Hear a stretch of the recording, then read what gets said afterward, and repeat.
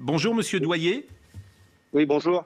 Votre épouse est à l'hôpital dans un état critique suite à la vaccination. Et j'ai demandé à Martin Blachier d'être présent avec nous. Elle a développé une maladie à prions après la deuxième injection du vaccin Pfizer.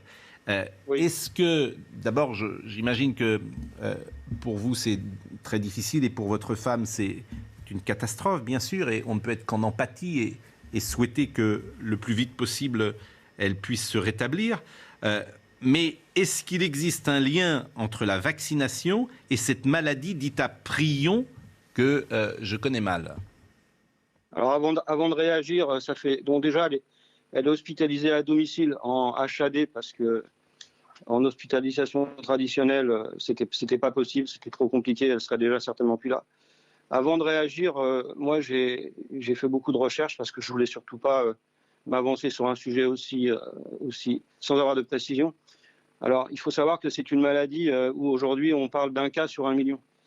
Donc, si j'ai décidé de réagir, c'est parce que c'est pas mon propre cas qui est le plus intéressant. Malheureusement pour ma femme, c'est foutu. Il n'y aura pas d'amélioration parce que c'est une maladie extrêmement rare et sans traitement. Simplement, il ne faut plus parler de hasard parce que quand vous développez une maladie où on dit qu'il y a un cas sur 1 million et d'abord qui est en forte régression avec à peu près moins d'une centaine de cas par an en France et que vous développez les premiers symptômes 15 jours après une deuxième injection d'un vaccin qu'on ne connaît pas bien, on peut plus se permettre de parler de hasard, c'est pas possible. Et avec ce que je vis moi, j'imagine que d'autres peuvent le vivre, je le souhaite pas. Il faut savoir que le médecin traitant de mon épouse, a mis beaucoup de temps, environ 1 mois et demi, avant de se décider à déclarer le cas comme étant un cas suspect, parce qu'il y a plein d'éléments qui font qu'on ne peut plus parler de hasard. Il y a d'autres. Mon médecin traitant a une autre dame qui a des symptômes similaires à ceux de ma femme, qui bien heureusement pour elle n'ont pas évolué. Voilà. Je suis désolé, hein, je suis pas très à l'aise parce que je vis un moment extrêmement compliqué là. Je veux pas craquer, mais voilà.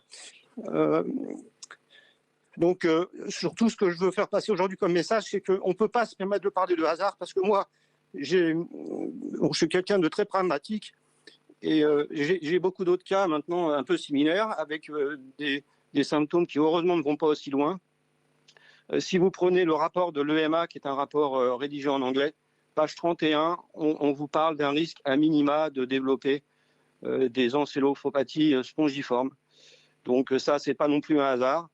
Quand vous avez une dame que j'ai au téléphone qui m'explique qu'au début, elle a eu, comme mon épouse, des sensations de vertige, des fourmillements dans le pied gauche, que depuis maintenant le mois de mai, elle a des sensations de brûlure sur tout le corps. Il faut savoir qu'au début des symptômes, mon épouse, la nuit, j'étais obligé de lui mettre des serviettes d'eau froide sur les jambes parce qu'elle me disait qu'elle avait l'impression que les jambes la brûlaient. Donc c'est tout ce cheminement qui fait qu'aujourd'hui je suis devant vous et que je veux témoigner. C'est pas du voyeurisme. Voilà, je vous montrerai pas ma femme, mais ma femme, si vous regardez, il y a 3 mois, vous allez sur le site de notre cabaret, qui s'appelle le Cabaret de la Brèche. Elle était en pleine forme. C'est une femme de 72 ans, pétillante, sans aucun problème de santé. D'ailleurs, tous les examens qui ont été faits n'ont rien relevé d'autre. Il y a des incohérences, c'est-à-dire que dans cette maladie, le docteur Blachier va me comprendre. Dans cette maladie, normalement, au départ, il y a une atteinte et de la partie blanche du cerveau et de ce qu'on appelle la partie, enfin moi je suis pas technicien, mais grise. Voilà. À aucun moment il y a eu d'atteinte de la partie grise. Voilà. Tous les soignants qui sont autour de moi aujourd'hui, HAD, médecins traitants, médecins d'une association qui s'appelle l'AXO, sont sceptiques parce qu'on est dans un cheminement qui est pas normal même dans cette maladie-là. Voilà, depuis maintenant environ 1 mois qu'elle est rentrée à la maison. Ça stagne, ça n'évolue plus. Vous avez mon médecin traitant, par exemple, qui a reçu une jeune fille de 12 ans il y a quelques jours, qui, après vaccination, présente des tremblements d'un membre supérieur, de style Parkinson. Donc j'ai du mal à croire qu'il n'y a que mon médecin traitant qui peut avoir des problèmes comme ça. Monsieur Et Doyer, surtout, encore une fois... Monsieur Doyer, Oui. évidemment, ce témoignage est bouleversant. Certain de cela. Bah écoutez, si on est vraiment sur le diagnostic de cette maladie que vous avez tout à l'heure, qui a un nom terrible, la vache folle, il n'y a pas de traitement. J'ai fait, moi, appel il y a 15 jours au ministre de la Santé en disant, écoutez, s'il y a des traitements expérimentaux, aidez-moi. On m'a dit qu'il s'en chargeait personnellement. J'ai jamais eu de réponse, même pas un petit coup de téléphone pour me soutenir. Ce que je voulais répondre au docteur Biachi tout à l'heure, parce qu'il avait l'air encore de dire qu'on parlait de hasard. Sur Google, il y a eu une explosion des recherches sur cette maladie de Creutzfeldt-Jakob au mois de juillet. Il y a une explosion des recherches en neurologie de plus de 80%. Et surtout au Canada, vous savez, je me suis documenté. Je ne viens pas devant vous avec un esprit complotiste. Je veux faire évoluer les choses. Au Canada, il y a des cas de Creutzfeldt-Jakob avec un peu similaire à celui de ma femme, avec des formes très bizarres, des nouvelles formes. J'insiste encore sur le fait que mon médecin traitant, qui pourtant est pro-vaccin, elle vaccine tous les jours en vaccinodrome. Elle considère, et l'ensemble de l'équipe qui est autour de moi, qui me soutient tous les jours, considère qu'on n'est pas sur une forme. Il me parle même d'une nouvelle maladie. Donc, Monsieur Blachier, je sais que vous avez des enfants, que vous êtes sensible à ça.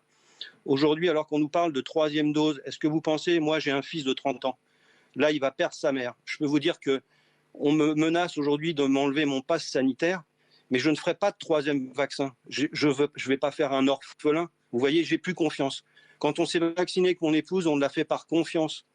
Le président parlait de guerre. Est-ce qu'aujourd'hui on va reconnaître que les gens qui sont morts des vaccins, donc, est-ce qu'ils vont avoir un statut d'ancien combattant?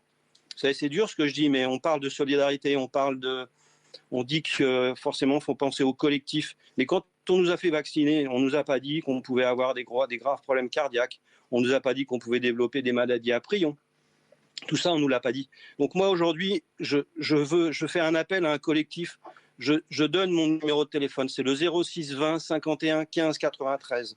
Je veux la vérité. Si je donne ce numéro de téléphone, c'est que j'invite tous les gens qui sont comme moi dans le doute et dans la souffrance à me contacter pour qu'on puisse se réunir. J'ai pas un point de vue politique, je suis apolitique. Simplement, on ne peut pas se permettre de continuer de parler de hasard. Voilà. Je comprends, alors, Monsieur je Doyer. peux accepter d'entendre. Je peux accepter d'entendre que pour le collectif, il fallait vacciner. Mais là, il y a des effets graves. Voilà, je viens de vous donner des exemples. Il y a des effets graves. Et je ne peux vraiment pas, absolument pas accepter qu'on me parle de hasard. Quand vous commencez à développer ce genre de maladie qui est extrêmement rare, ce n'est pas un hasard. Voilà, c'est pas, on peut pas, on est obligé. Voilà. Monsieur Doyer, je comprends d'abord votre émotion, je comprends qu'il soit difficile évidemment pour vous de témoigner. Je remarque, je pense que je suis quasiment un des premiers à donner la parole à quelqu'un qui a des effets indésirables de vaccin. Je suis frappé de ça. Je vous remercie. Ça fait un bien fou aussi longtemps. C'est-à-dire que là encore, pour une raison qu'on peut comprendre, il y a une sorte d'omerta. Disons-le, sur les vaccins indésirables. Il y a une sorte d'omerta. Ça existe, hélas. Ça existe, hélas. C'est pas caché non plus. Non, ça existe. Alors, je vous remercie vraiment, monsieur